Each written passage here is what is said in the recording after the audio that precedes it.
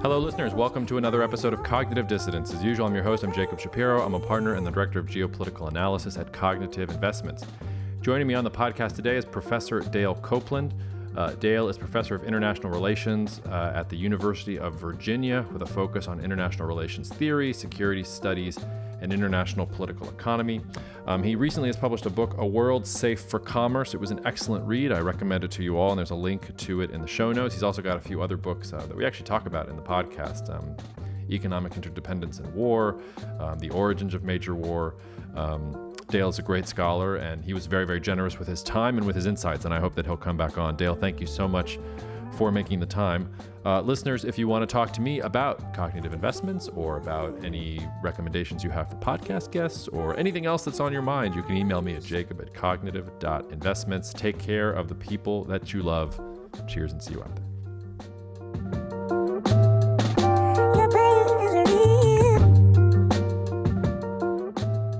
Dale, I wanted to start off by, aside from saying thank you for coming on, I have been enjoying somebody going after Elbridge Colby with the fervor and the viv that you are. So thank you for going at him. It's a pleasure to watch. Well, Bridge and I go back 6 or 7 years, as you know, and we have a lot of disagreements about the way the world is going right now. So. Well, I'll usually be more on your side of things because the things he says makes me want to light my hair on fire sometimes. But in any case. Well, you know, that I won't say anything more about this than you've read on Twitter, but he and I were good friends and colleagues, really, for 5 or 6 years. And when I got onto Twitter for the first time in 3 months, I just was surprised at how what I felt to be a very narrow view of what realism is. And he and I are both realists. We study power politics, but mine is a much broader, multifaceted form of realism, which I call in the new book, A World Safe for Commerce, I call Dynamic Realism. And Bridge and I were very well versed in that because he brought me in as a consultant when he was in the State Department.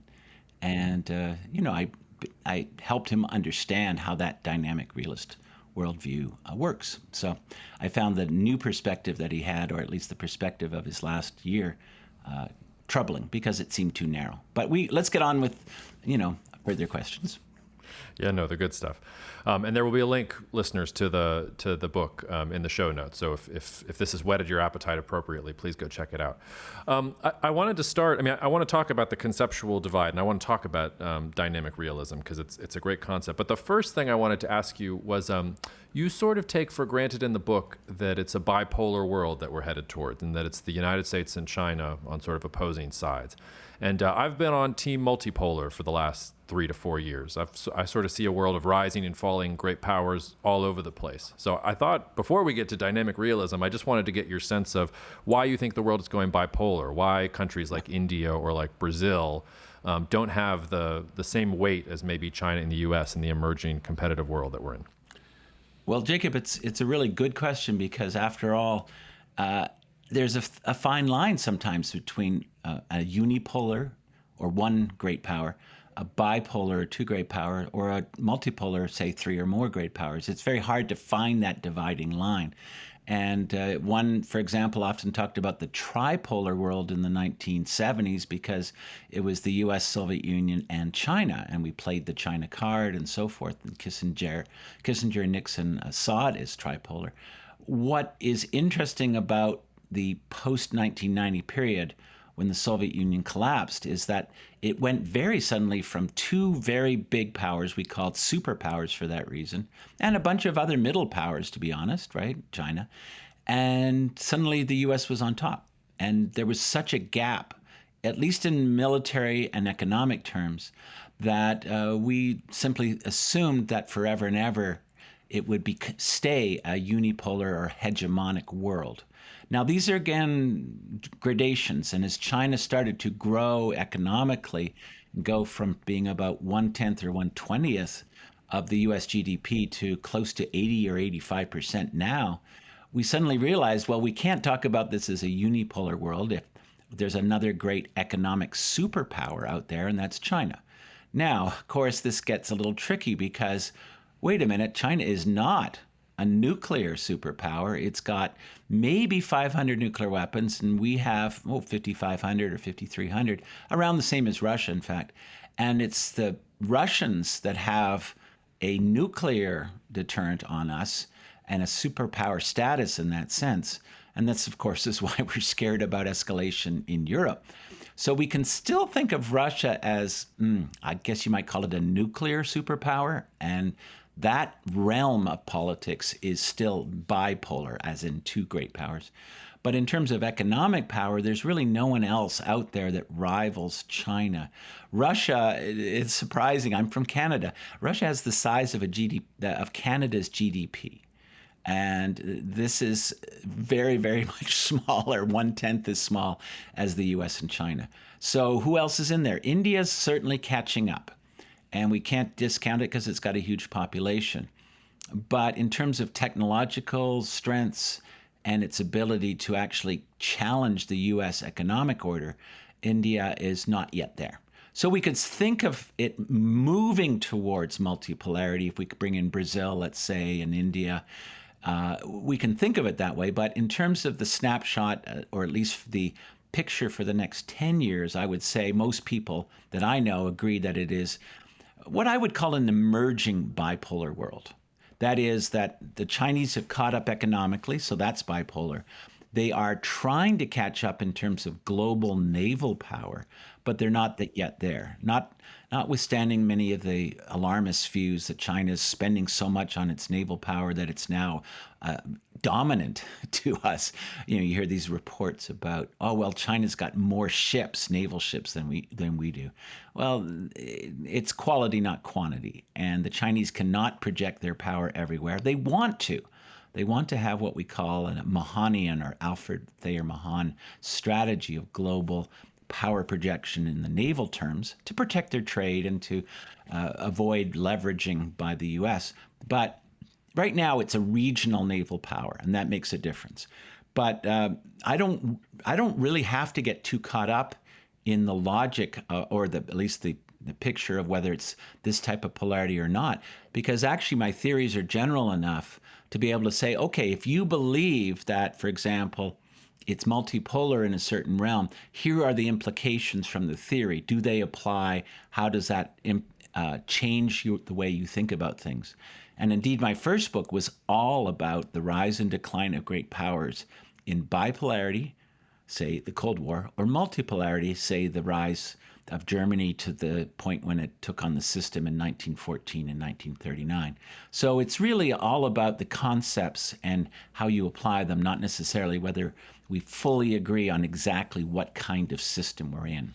Yeah, the quality versus quantity point, whenever that comes up, I always think back to that Obama-Romney debate where Romney was railing about how the U.S. didn't have as many ships as they did before, and Obama came back with that zinger that was like, we also have fewer horses and bayonets. We have to, Yes. we have the, Exactly. So no, that's exactly right. Although that's taking it to the point where it's a kind of a good jab at the person. I'm not discounting the fact that China has made a major effort since 1996 to build its Navy. The real question is, how do we interpret that? Now, you mentioned Bridge Colby. He likes to interpret that by saying, I'm a realist, says Bridge. We look at their power growth. They must be wanting to do something with this. Oh, they want to invade Taiwan.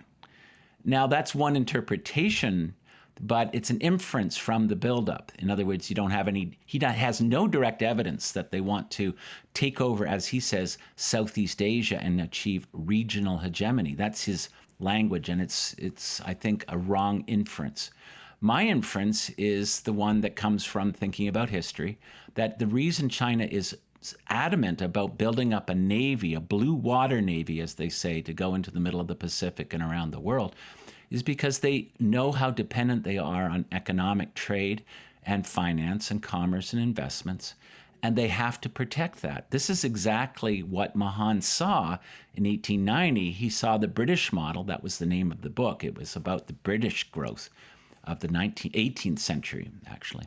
And how did the British achieve dominance in the economic global sense by 1850? He says it's through their commerce and their naval power to back that commerce up. And this, of course, is what the Americans copied. Alexander Hamilton, long before Mahan, actually saw this British model and said, that's what we need to do. You look at the Federalist Papers 6 to 11. And then, of course, this is what the Germans saw after 1870. We need this, specifically the Weltpolitik, or world policy strategy of 1895 and onwards. And the Japanese, that's exactly why they built a world-class navy, at least for their region, which is the whole of the Pacific and Indian Ocean, because they also had to protect their global trade and their access to raw materials and oil. So what China, I believe the easy inference, and in fact, there's a lot of evidence directly from the Chinese sources on this, is that the easy inference is that you spend 25 years of a naval buildup, not for the primary purpose of attacking Taiwan and then going on to take over the Philippines and Malaysia by force. That's Bridge Colby. No, it's simple. You build this to protect the thing you need the most, which is continued access to global trade. Which is a great segue into, I want to give you some time to lay out what dynamic realism is. So help. I mean, my listeners are nerds, so they probably know what realism is, but they probably haven't been thinking about this stuff deeply. So help us understand what dynamic realism is and why it's a corrective to, the billiard balls on the table going back and forth. Okay, well, Jacob, this is right up my alley. No, that's why I invited you on. You're going to have to put up a T that says time out. You've talked too long about this subject. I'm going to try as best I can to telescope what I would take a semester to discuss in my classes at University of Virginia and try to do it in, let's say, 5 minutes. So let me start with the basic divide in our whole field of international relations. There's the field, or the set of theories we often call liberal theories, which are basically that what drives world politics or great power politics are the domestic pathologies and mindsets of actors within particular states, of the leaders or the bureaucracies or the domestic pressures from below, or whether a state is democratic or authoritarian. That's kind of the liberal perspective in a nutshell, and Woodrow Wilson comes to mind there. But the realist perspective, which goes back all the way to Thucydides, but many people after that, says in a nutshell that no, regardless of a state's type, in other words, whether it's liberal or democratic or communist, they worry, these great powers worry about the future. They worry that other states will try to hurt them in the future, either by war or by economic cutoffs or by other means. And therefore, in the present, they have to look to their power. They have to focus on their power differentials, that is, how much power do they have relative to others. And if they can, they would like to be stronger in regions, but also around the world. The U.S., for example, likes to be the dominant global naval power because it means that the U.S. can go into any region, wherever the problem is, wherever it pops up, can't be anticipated, but when it does, we're ready. We have the power to go in and solve the problem. Now, in a way, that's John Mearsheimer 101, one of my professors at the University of Chicago, if you read his Tragedy of Great Power Politics. He's basically right, that states worry about the future and therefore prepare now for what might come. Now, where does the dynamic part of this come in? Well, John Mearsheimer and classical realists like Hans Morgenthau, or even famous people like George Kennan or Henry Kissinger, tend to take snapshots of the power balance. That's why you talked about the billiard ball model. You take a snapshot and you say, oh, well, the U.S. is this size and China is this size. You see this on Twitter all the time. And therefore, that means something. Well, China is now 80% of the U.S. economy, therefore. Now, that's a snapshot view. It's not wrong. It's actually a starting point for all realists. You have to know the power differentials, the distribution or balance of power. Now, what does dynamic realism do? And there are a number of us. It's not just me. We basically say, well, it's not just the snapshot, but it's the trends. It's the expectations of the future in power and in economics, as in commerce and trade, that matter to how states make decisions. So, for example, take an easy one. Let's say, I'm going to use my hands here. Let's say state A is 60 and B is 40 in some kind of economic terms, or even in number of tanks or hundred thousands of soldiers. it matters greatly, not just that it's 60-40, but whether the 60, state A, is actually declining and the state B is going to overtake it, or whether 60 is actually growing in power at time t and therefore will be even more dominant into the future. That trend line and what A and B perceive to be that trend line, in my theory, in my arguments, and indeed in all dynamic arguments, is what drives the behavior. A declining A is much more likely to start nasty things, either to try to stop its decline or actually to fight, as Germany did in 1914, a preventive war to stop the rise of that rising power. Germany, by the way, in 1914 was obsessed with the rise of Russia, and that was what was ultimately the cause of World War I.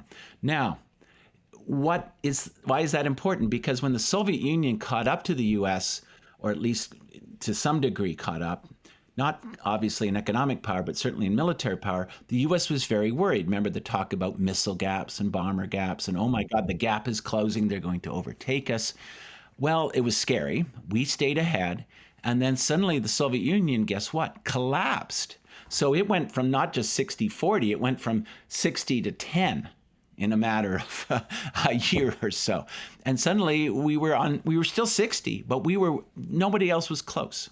And China was still way down, like maybe 20, and had to spend the next, 35, 40 years catching up to the dominant state. But the trend lines are what drive the behavior according to this dynamic realist view. And by the way, this is the view in all three of my books. I'll just mention their names. The first one, Origins of Major War, 2000, came out in 2000. The second one, Economic Interdependence and War, 2015. And then just in the last 3 months, the new book called World Safe for Power, American Foreign Policy from the Revolution to the Rise of China. So you can see the rise of China is built into the very title. And therefore, what is the last chapter? Well, the last chapter of the new book is basically the following. Let's look at different scenarios using the theory of the book. Let's look at different scenarios that asks a simple question.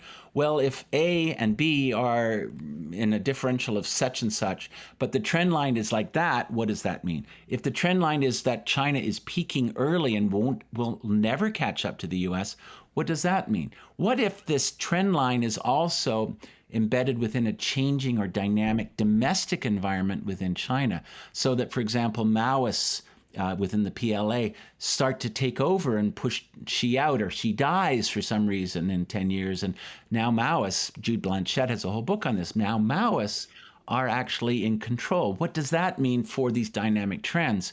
Or what does our anticipation that Xi may go crazy or may actually be kicked out, what does that do to U.S. policy, which in this case is the dominant state? So you can see that what I think this gives us is a much more nuanced ability to understand where states are going and how they will react to what they anticipate or expect to be those trends. Now, big part of what I do is not just military trends, but commercial trends.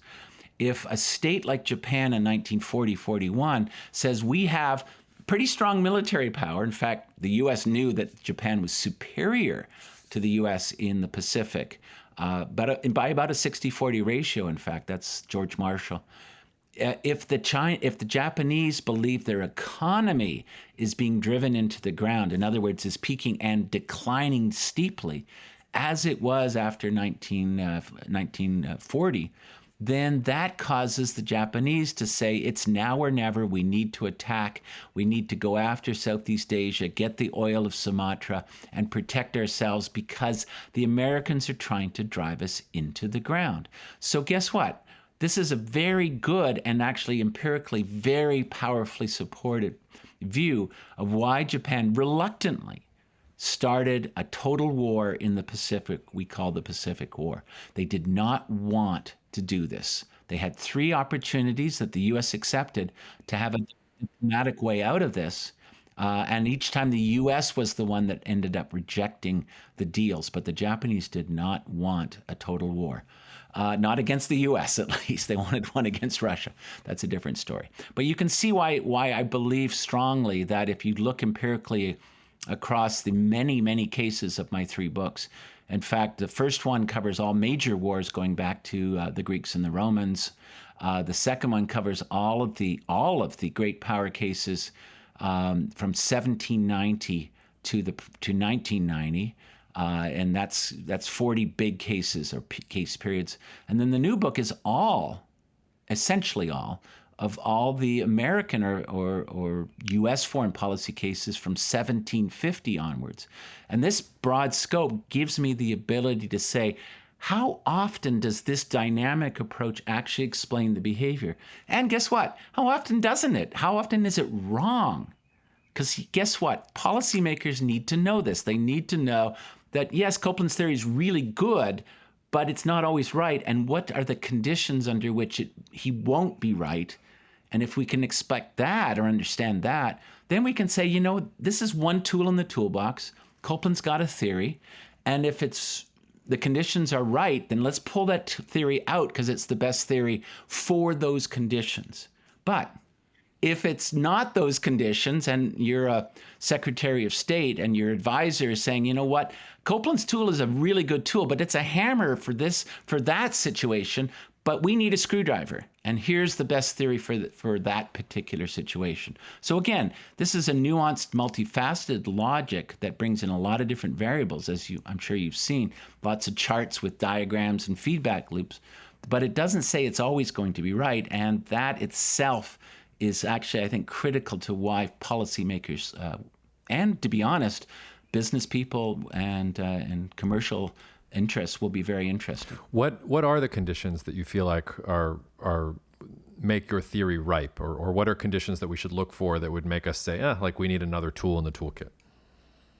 Oh, well, that's a good question. Now you're putting me on the spot to show you when my theory shouldn't be pulled out of the toolbox. But of course, I want people to pull it out of the toolbox all the time. No, that's not actually true. If I were a hammer maker, I would not tell people, always pull out the Copeland hammers from 1970 to 1985. That's the best period of hammers making by Copeland. No, you wouldn't want to do that.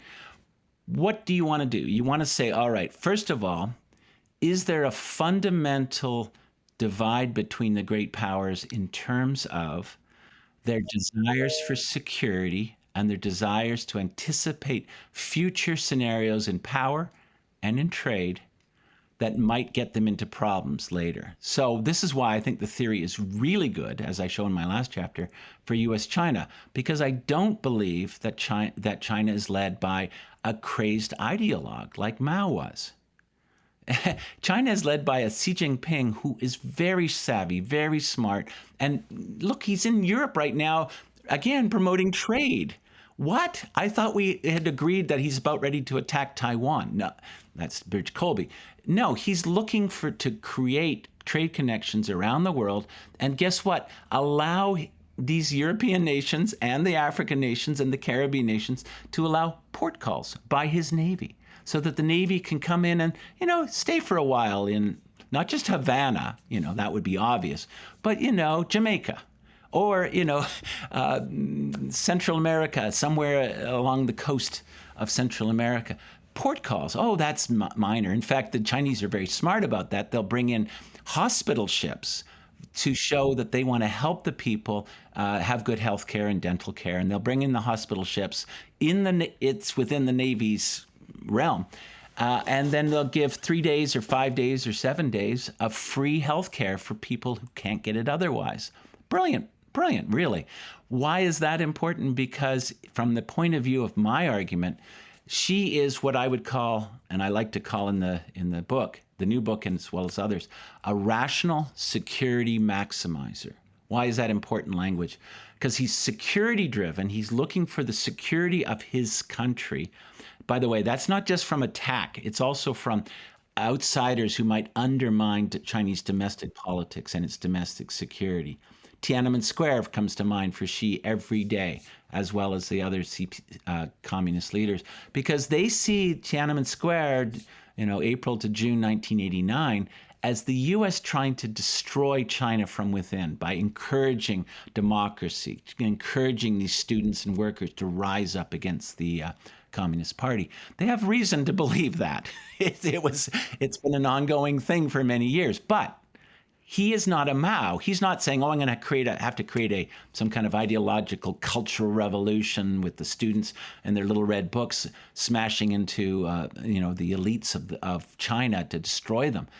That's not his goal. His goal is stability at home, so that he can lead a state that maintains what he believes to be its cultural heritage. 5,000 years of Chinese civilization, Confucian, not Maoist, Confucian hierarchies of social order, so that they will remain what they are today, which is a stable state. And that is when my theories are very likely to apply.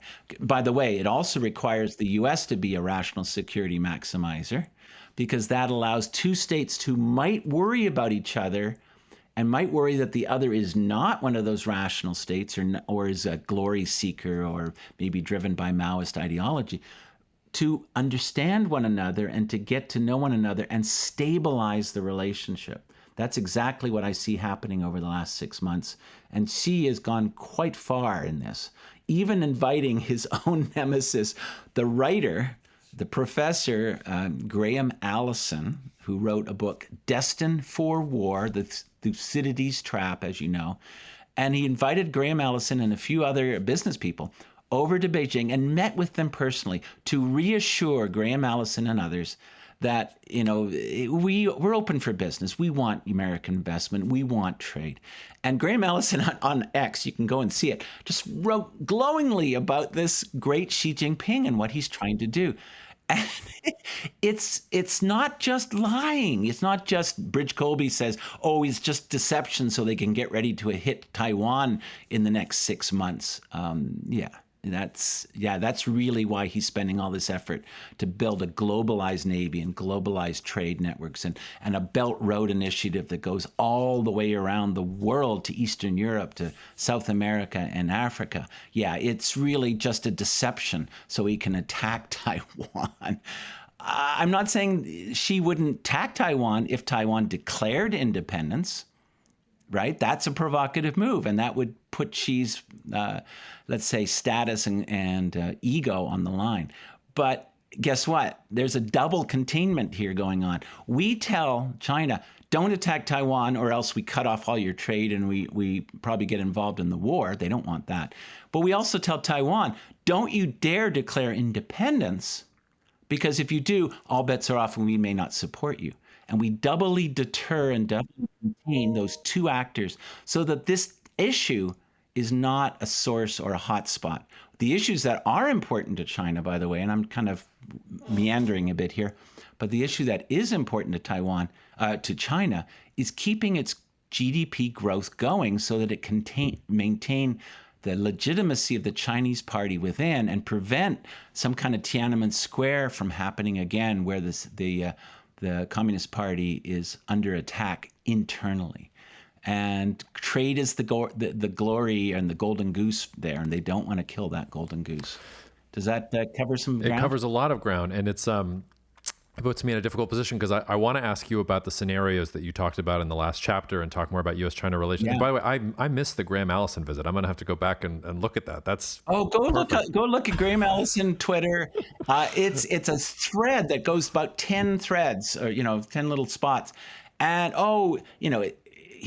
let's be honest, Graham Allison has a very big ego. He's a very famous professor. He's had important books.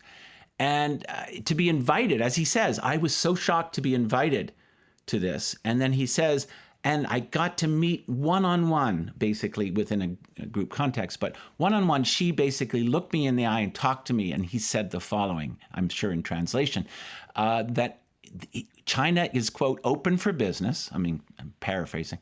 And that we want good relations with the U.S. In other words, there's no Thucydides trap which makes us, quote, destined for war. The Graham Allison book I do not like. He draws directly from my first book on origins of major war. Most of the cases are right out of my first book. And yet he takes that argument of mine and others, but mostly mine, and then distorts it into say, whenever a rising power comes up against a declining power, we're destined for war. No. You look at the conditions under which this would happen.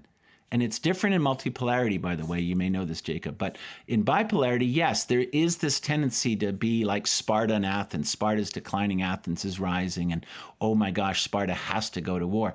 Well, I don't want to get into this in a big way, but A, nuclear weapons make a big difference. B, the Chinese don't have to believe that the Americans are going to start a preventive war, so there's no reason to preempt it by, let's say, attacking Southeast Asia.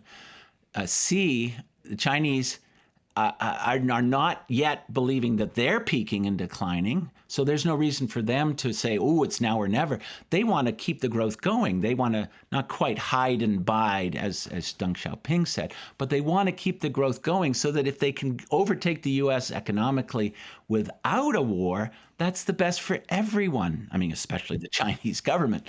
So there's so many reasons for optimism. And as you've seen probably from my sometimes too emotional, I will say too emotional postings on Twitter, I am outraged that a former student of mine, I call him a former student because I helped train him in understanding dynamic realism. He loves my books, and we spent 5 years talking about those, and I trained him on how to think about this. And we even wrote, I wrote it, and he sent it around and tried to get some action going on it. In early 2018, a document, a 12-page document, I could send it to you if you want, that basically outlines the 6 or 8 factors that you have to take into account in a multifaceted model for understanding U.S. China relations. One of which is China going to overtake or not? And the other is, of course, is China going to be a crazy non-security, glory-driven state, or is it going to be a security state? And then there's about 5 or 6 others, 2 of which go into the final chapter, and a number of others are hinted at.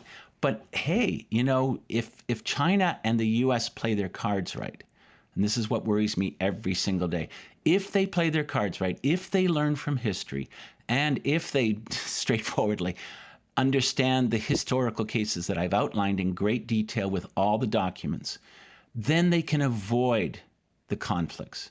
Realism is not a deterministic theory. Graham Allison seems to think it is.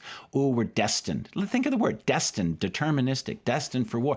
No, you learn from what, say, was a mistake in 1941 of cutting Japan off completely, by the way, from all oil, from not just the U.S., but from the Dutch and from the British Empire, and driving Japan into the ground. Well, you learn from that and you say, don't do that to China. Don't decouple. Don't, show them that you're going to stop their oil flow coming through the Malacca Straits. 80% of China's imported oil comes through the Malacca Straits to this day. And by the way, 75% of all oil and gas consumed in China is imported. 20% of that does come from Russia now. So good for them. Good for them. They've diversified. But they are still very extremely dependent upon the U.S. largesse and the Indian Navy's largesse in allowing that trade to flow through the sensitive choke points like Malacca Straits and the Indonesian islands. And yet learning from all of these things that we can see, I believe quite clearly when you look at the theory, and I believe the logic is right, but the history, the detailed case studies will show us what not to do next time, what not to do in particular dynamically in terms of causing them to have very negative expectations for the future, either in trade or in military power terms. And those negative expectations drove World War I, World War II, the Cold War, historical cases going back to the Greeks and the Romans. And in fact, in my first book, I go to the French Habsburgs, I go to Louis XIV, I go to even Napoleon, and I show that Napoleon, despite his image, especially in the new movie, of being a glory-driven crazy guy, no, Napoleon was very concerned about the rise, guess what, of Britain and Britain's economic empire. And he believed that he had to stop Britain before it was too late. Almost everything he did, including the attack on Russia, was driven by that one objective. It's not in the movie. I was not consulted by one of my favorite directors, Ridley Scott, for that movie. I would have loved to have had a chance to show him the way that Napoleon really thought through his letters and so forth. But the bottom line is this dynamic is very important. By the way, I'm just going to have to say this. This is why Bridge Colby loves my work. He wrote me out of the blue in November of 2017 and said, "Hi, I'm Bridge Colby. I'm such and such in the DoD. I love your Origins of Major War. I'm just starting to get through your new book, and I'm really liking what I'm reading about the economic interdependence and war, the U.S. Japan chapter. I would love you to come up to the DoD, the Pentagon, meet with my staff, have lunch, and we can talk about, quote, the implications of your arguments for U.S. China relations today." And I was like, you can see my books, right? And, you look around my office. This is my office. I sit here in my office a lot. And I thought, whoa, I get the chance to do this. This is so exciting. So I went up, we had lunch, and we had a phenomenal time. We share a strange interest in medieval history, medieval philosophy, which I think you and I do, yes, Jacob. And so we just hit it off, and to the point where he said, write up the stuff, and I'll ship it around to the top agencies, top places, and the top people in the places around Washington, like the DoD and the DOS and the CIA, and we'll see if we can get this multifaceted logic some momentum so that it changes the way people work. Well, I did it for free because I was just so darn excited. Straightforwardly, this is an opportunity that's once in a lifetime for a pointy-headed professor like myself. So I just lapped this up, and we went for it, and it didn't work. I mean, there was too many. Trump's administration was in chaos at that time, so it never went anywhere. But this is why Bridge loves my stuff, and he loved it for the next 5 years because we Zoomed twice a year precisely about this stuff. He read my new books chapters in their earliest forms. So he knows the whole U.S. China thing. He knows all the theories and the way I integrate commerce with military power politics and how commerce changes the dynamics of military power. So if, like in Japan 41, you're in decline economically, well, of course, you're also going to think to yourself, we're going to be in decline militarily. And if we're 60-40 to the U.S. now in December of 1941, and we can win, as they did in those early years, those early months, we can win with a 60-40 advantage, but over time, they are going to overtake us militarily as they are already way ahead of us economically.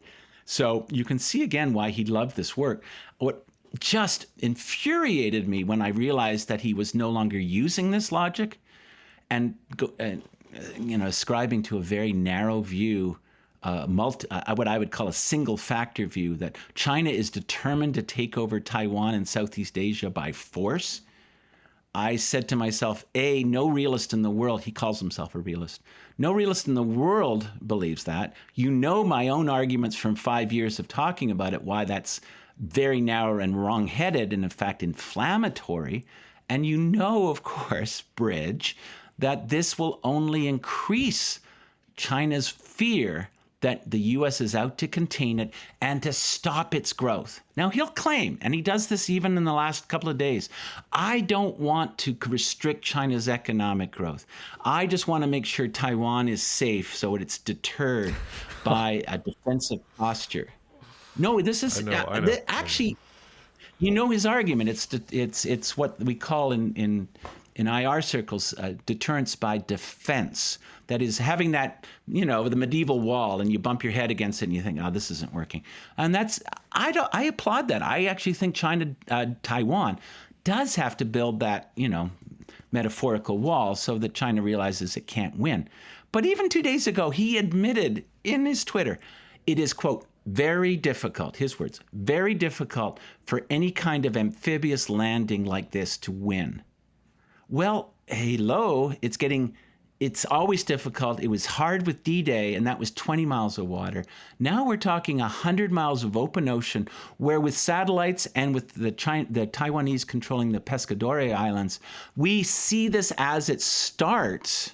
And we know exactly, this is not Omaha Beach. We know exactly where they would land because they're headed that way. And the Taiwanese have, guess what? I just looked it up today. They have 1.8 million people in their army if you count the reserves. They have a 1-year conscription, so that those reserves are pretty well trained, and they're there to defend. So that's what their training is in. Do you think 1.2 million Chinese transported across 100 miles of ocean with hours or maybe days of understanding that this is happening are going to be able to land 1.2 million troops on a rocky Taiwanese shore with very shallow water? This is not D-Day in Omaha Beach where you can just bring up the landing craft and land. You have to get across very shallow water that's rocky. And guess what? You got to wait for this, Jacob. I don't know if you've seen my Twitter on this one, but I looked it up. The Chinese have not been building landing craft. Yep. They only just commissioned the new model. Oh, wait, time out. Hold on. We've been building up 25 years of naval power, and we forgot to invade Taiwan, right? Bitch Kobe. And we forgot that one important point that we need landing craft. Damn it. Who was on that? It's like so stupid if you think about it, that they would have to rely, as they know they would, if, say, Taiwan declared independence and they had to invade, they'd have to rely on commercial vessels, largely commercial vessels, to get the troops from their shore to Taiwan. And then, of course, what do you do with you got the QE2, the equivalent of a cruise ship bringing the troops in as Margaret Thatcher did in 1982 to beat the Argentinians. And you're bringing the troops over by the equivalent of a QE2. And now you got to get them off that ship onto the rocky shores of Taiwan without landing craft again? Or I made the joke, it's like a reverse Dunkirk, if you remember that, where the British had to bring in sailboats, personal sailboats of 30 feet long, to kill 4 or 5 people off the shores of Dunkirk in 1940 to save 300,000 men. The reverse of this is the Chinese trying to do a proper invasion of Taiwan with 1.2 million, which is the figure that most security analysts believe is the right figure to make a minimum 50-50 chance of winning. And against 1.8 million trained Taiwanese with HIMARS now, right, with accurate artillery, with sea mines that are very cheap and easy to distribute on those shores, and all the other things that make it difficult, including, by the way, the Pescadores Islands. If you look on the map, they're right in the middle between China and Taiwan. And they have artillery, but they have air forces. The Taiwanese Air Force is stationed there. And they can start picking apart those commercial vessels with the 1.2 million forces. So you can see why I get a little bit frustrated when a Bridge Colby, who during the debate to get another $8.1 billion during the debate that Mike Johnson put forward, $8.1 billion to help Taiwan and East Asia. Out of the blue, or at least, it was all about Ukraine, and suddenly, there's a nice little goodie. And he says nothing. He doesn't support that. Well, is he really concerned about Taiwan's defense? It seems not. Is he concerned about the fact that the Chinese have a massive naval buildup? I'm concerned about that. But he thinks it's about Taiwan and invading, Philippines? That's going to really solve their security problem, Philippines? No, their security problem is unbelievably problematic for them in a Mahanian sense. They are geographically contained within the South China Sea. They have a Malacca Straits of a few miles across. They have to get 80% of their oil through. They get 80% of their iron ore from Australia through the Indonesian islands, which are, again, patrolled by us and by the Australian Navy. And the Quad, which is the Indians and the Japanese and the Australians and the U.S., the Quad Alliance, or let's call it a partnership, has the Indian Navy patrolling, guess what? The Indian Ocean. Excuse me. Let's say Bridge Colby is right and they take over all of Southeast Asia and they get the treasured Malacca Straits. Ooh, we are safe, he thinks. Or he thinks that it doesn't matter or whatever. No, because all the Indian Navy does is back up to the Andorran and Nicobar Islands, which they can control. And even without the U.S., they won't let the oil shipments go through anything to get to the Malacca Straits. So China's oil is still a big problem. By the way, how do I know this? Because they're building a pipeline. Yes, an oil pipeline from Gwadar, Pakistan, across the Karakoram Mountains. These are over 18,000 feet high. These valleys are 17,000 feet high. They're building a pipeline with massive pumps to get oil from the Middle East over the Karakoram Islands into China. Oh, yes. They aren't trying to diversify away from the Malacca Straits. Oh, they don't care about that, says Bridge in a post last week. They don't care about that because they've stockpiled 4 months of oil. Ooh, that's going to really help them in 6 months, once they've been cut off for 6 months. I'm getting into a bit of a rant. I didn't mean to do this, Jacob, but you know some of my Twitter, so you know that you've seen me make these arguments.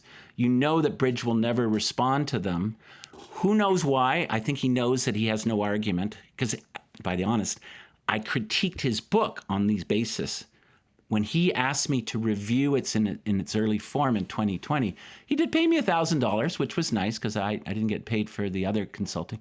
But I thought, okay, and I spent 2 weeks of my life reading, his 300-page manuscript, and I said all these things. And I said it even worse because I said, you're not bringing in Robert Jervis. Jervis and the spiral model, Jervis and the security dilemma, Jervis and the obvious school ground idea that if I go up to you with my fist in the air, you get your fist in the air and we start to get into an altercation that neither of us necessarily wanted because we are trying to protect our reputations and our senses of self. Well, hey, you put yourself into the face of the Chinese with a policy that looks like you're so supportive of Taiwan that even if they declare independence, we're there for them. You are going to make the very thing that you think you are trying to stop. You're going to make a war over Taiwan that is completely unnecessary. And Xi Jinping assured Biden in November, he has no interest in Taiwan, in an invasion of Taiwan, unless Taipei declares independence. Well, you go figure that out. That's dual deterrence. We won't act. We won't act unless they do something bad. But of course, the U.S. tells the Taiwanese, don't do that, and everything will be fine. And Taiwan is still trading gangbusters with China. And I got to say, this is the final kicker of all of this. Bridge Colby thinks, oh well, this isn't about economics. Even though, of course, he knows that because he loves my books. He was the first person who informed me, by the way, that he had pre-ordered my book 8 months before it was out. He wrote me. He said, out of the blue, Dale, I just saw on Amazon, it's coming out in 8 months. I've just pre-ordered it. Let's Zoom about this. Well, okay. We fell out of favor relatively soon after, so we never got to that Zoom. But seriously, he's trying to deny that economics matters when 40% of China's GDP, 40%, that's the highest since England, Britain in 1905. 40% of China's GDP depends upon exports and imports. And China is not dependent, or it can survive even a moderate sanctioning against it if it attacked Taiwan. No, I don't think so. Well, anyways, I've talked long enough. No, go ahead, I loved the rant. I love the hot take because I'm afraid that I'm afraid that Bridge Colby is not alone. So if you look at the latest Pew data, and they do this every year in terms of Americans who hold an unfavorable view of China, and maybe this is just a coincidence, but it's 43-47 favorable, unfavorable in 2017, and it has just nosedived since then to where it's now 81 unfavorable and 16 favorable. And it's across generations. It makes sense to me that older generations would be suspicious of China. They remember the Cold War and the Korean War and all these other things. But you've got Gen Z and millennials hating on China too, which is the question I wanted to pose to you, because I want to believe your optimism. But this is the direction of U.S. foreign policy. And you sort of talk about in that last chapter about, well, if you go at them with the fist raised, like you're going to create this self-fulfilling prophecy. And one of the things you mentioned at the end of the book was about, Huawei's devastation as being an example of why China will pull back. Well, Huawei's out the last couple of months, devastated no longer, doing just fine. Like punching way above their weight, and their phone sales are up 500% or whatever it is, and revenue is sort of back up again. So do you worry that this is going to fall on deaf ears, and that you might be right if people would listen, but that if those types of people are making policy, that it's not going to work? Well, Jacob, you can see, given my personality type, I get really incensed if I don't think people are listening to what I believe to be not just my views, but reasonable views about why wars have happened in the past and how do we avoid them now. And why do Cold Wars happen in the past? I have chapters on the origins of the Cold War, a new one in the new book, The World Safe for Commerce. And I can show you that in 1943 to 45, we were allies with the Soviet Union, and we could have easily, not easily, but we could have done it right, where we didn't create the mistrust that creates a spiral of tension that leads to what we call a Cold War. And I don't believe we're in a Cold War now. I'm very strong and adamant about that. Look again at what Xi Jinping has been doing, moving back away from wolf warrior diplomacy, reconnecting with the Graham Allisons of the world, flying over to Europe and saying good things and shaking hands and saying, I'm not such a bad guy. I'm not saying, by the way, that he is a good guy. I think what he does domestically is horrific. His policy, a good friend of mine in my department, Phil Potter, and a former graduate student of mine, Chen Wang, have written a great book with Cambridge on Xi's policies, quote, towards terrorism in the Xinjiang province, which is, of course, western part of China. And they agree with my basic view that Xinjiang it's not really about terrorism. It's about the fact that Xinjiang is like 1/4 of China, and it's that critical passageway for the fast railways, high-speed railway lines that are taking Chinese goods to, guess what, Europe. Europe is the EU, is the biggest trade partner with China. Number 2, of course, is the U.S. China wants that back. It wants to ultimately to get those railways really working through Belt Road Initiative funding and so forth. But is Xi a calculator? Damn right. Is he Machiavellian? Is he willing to pull back this way and go this way? Or as Lenin famously said, push forward with my bayonet and then pull back when I hit steel or when I hit a wall? Absolutely. But that's geopolitics in this logic. The geopolitics of the dynamic realist view is that all great powers in history, and this is drawn from John Mearsheimer, all great powers in history have to be what we might call revisionist. They have to get more out of the system when they can. They have to expand what I call in the new book their economic power spheres. What is Belt Road Initiative but an expansion of their economic power sphere? But what is the U.S. counter to that and its large sphere of influence from Europe through Africa all the way to Asia, but a very powerful and dominant economic power sphere? Well, that competition is going to go on between any smart, rational, security maximizing actors. That's just a given. I can show that with all the case studies that I've done, in fact. What is problematic is when actors aren't willing to pull back. When they're the Genghis Khans, for example, and they have half of Asia and they have to have it all. There's no security reason for the Mongol Empire to expand all the way to Hungary. And I've been there to the northern part of Israel where they built this castle. No reason whatsoever. There's nobody in the Middle East in that 13th century period that is going to go up and attack Beijing or the Mongol Empire. That's worry driven. That's the crazed kind of state that we worried about more than anything. And indeed, by the way, if you want to talk about Vietnam, I've done a lot of documentary work on that. The Vietnam escalation it was directly related not to the Soviets supplying North Vietnam, but to the fear that Maoist forms of peasant-based revolutionary ideology would take over and spread like wildfire through Southeast Asia and Africa if we didn't hold the line against it in Vietnam.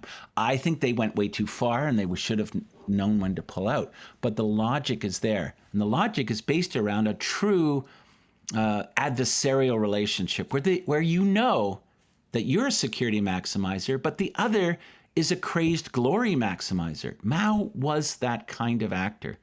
He didn't think he was emulating Genghis Khan or even Kublai Khan and their expansionists. He thought he was imitating, guess what? The founder of China, the Qin Emperor, Qin, Qin Emperor.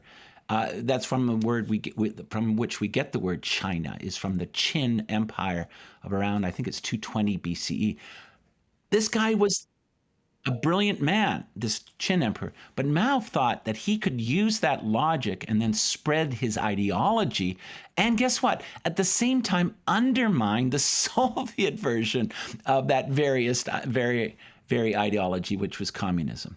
And this is why the Soviets hated him. Soviets hated him, by the way. And I'm really bouncing around here, but it's very important. It's important to realize that in 1963, the Americans received basically phone calls from Khrushchev saying, look, we got through the Cuban Missile Crisis. Whew, thank you. Whew, that was close. But hey, we're worried about the Chinese. Are you? They're going to get a bomb in another year. Are you? Hey, how about if we coordinate a preventive strike against their nuclear facilities? Seriously. This is well documented. The Chinese were such a threat to both sides that the Khrushchev wanted to coordinate a preventive strike.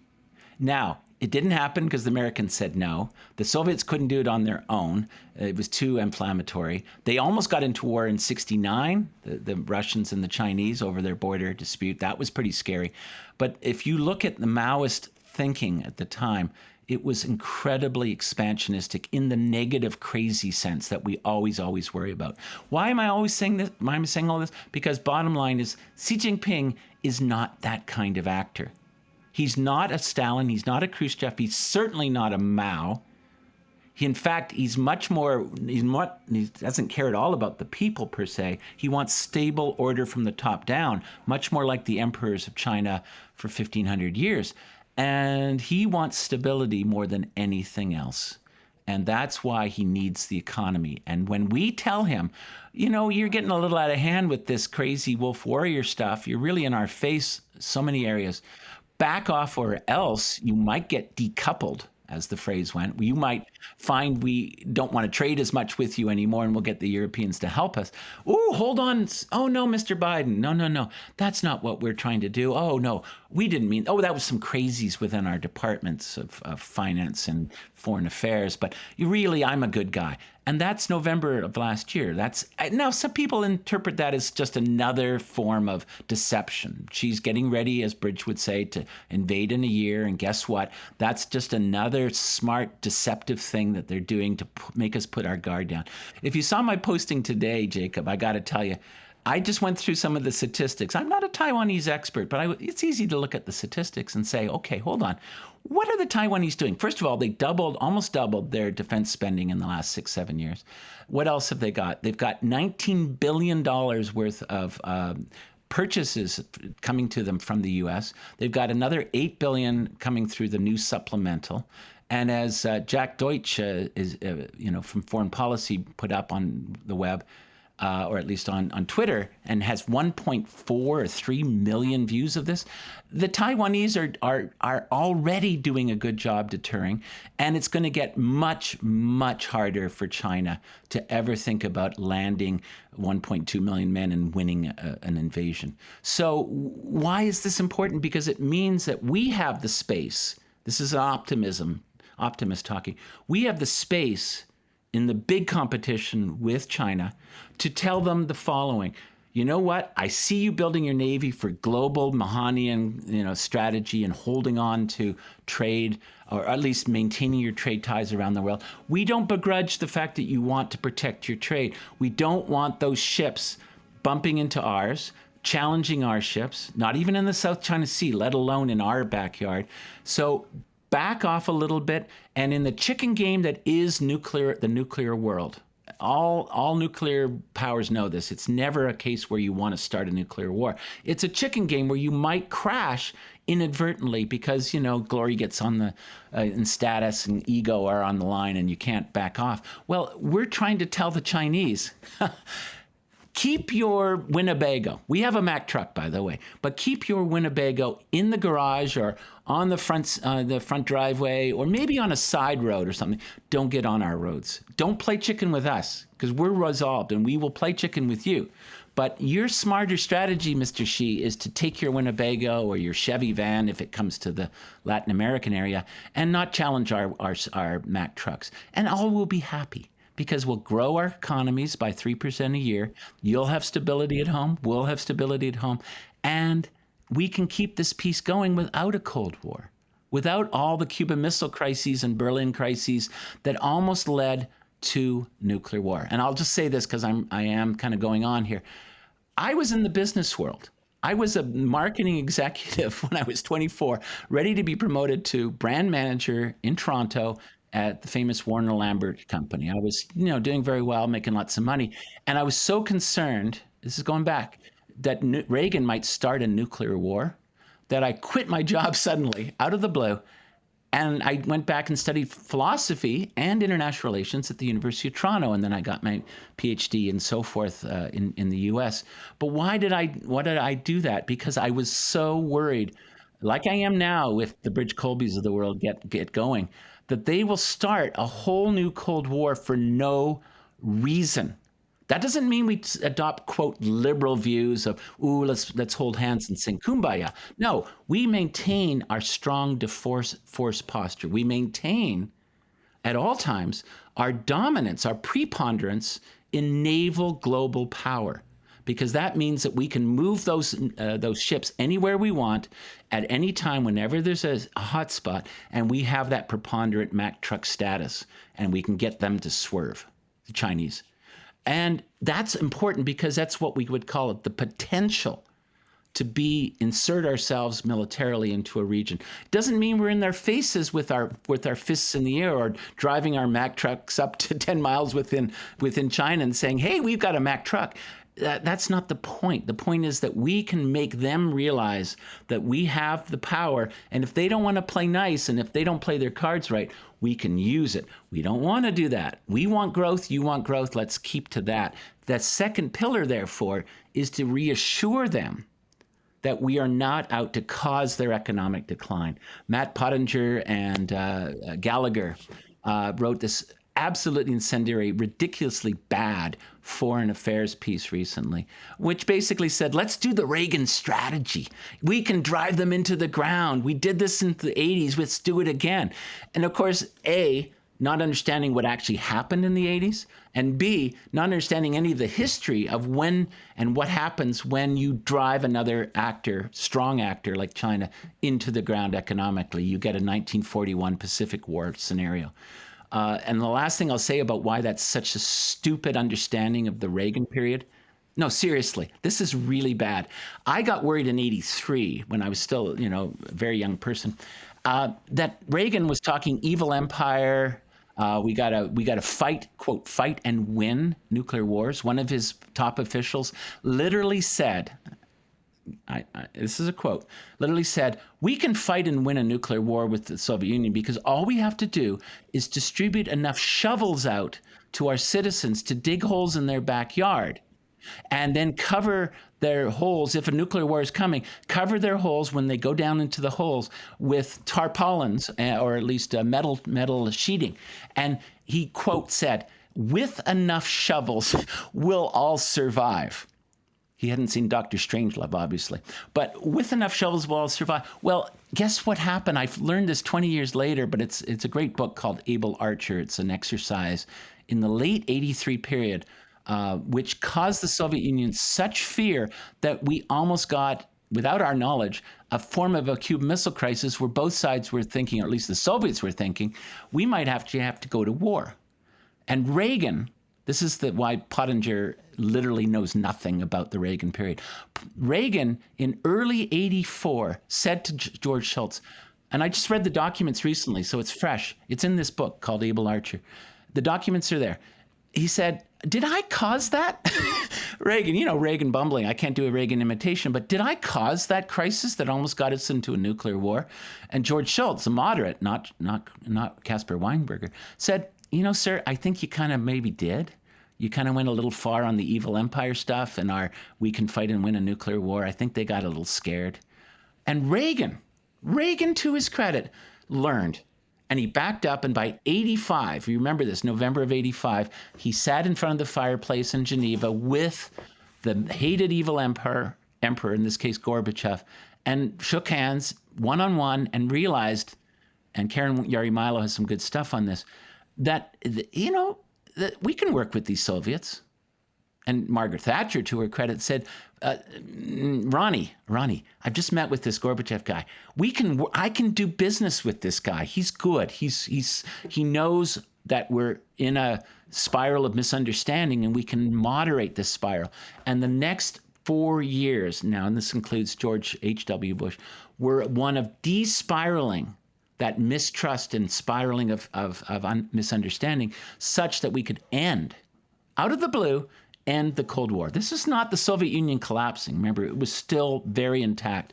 We could get to a point where, I think we're with China now, where we can have a moderate thaw with China, and not quite a détente. It's not 72 yet, but we can use the trade goodies, and we can use our force posture and our Mack truck status to keep them moderate. And that's what they want, and that's damn well what I think most Americans want. So I'm optimistic. Doesn't mean that the 81% that hate China are going to come over to my side, because, to be honest, if you want to talk about domestic politics, I hate China as much as they do. I think it's despicable what they've done in the Xinjiang province and so forth. But that doesn't mean we can't work with them to avoid nuclear war.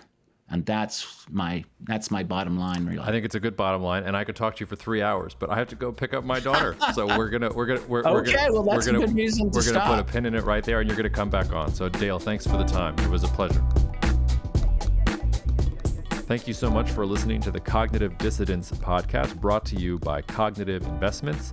If you are interested in learning more about cognitive investments, you can check us out online at cognitive.investments. That's cognitive.investments. You can also write to me directly if you want at jacob@cognitive.investments. Cheers, and we'll see you out there. The views expressed in this commentary are subject to change based on market and other conditions. This podcast may contain certain statements that may be deemed forward-looking statements. Please note that any such statements are not guarantees of any future performance, and actual results or developments may differ materially from those projected. Any projections, market outlooks, or estimates are based upon certain assumptions and should not be construed as indicative of actual events that will occur. Cognitive Investments LLC is a registered investment advisor. Advisory services are only offered to clients or prospective clients where Cognitive and its representatives are properly licensed or exempt from licensure. For additional information, please visit our website at www.cognitive.investments. The information provided is for educational and informational purposes only and does not constitute investment advice, and it should not be relied on as such. It should not be considered a solicitation to buy or an offer to sell a security. It does not take into account any investor's particular investment objectives, strategies, tax status, or investment horizon. You should consult your attorney or tax advisor.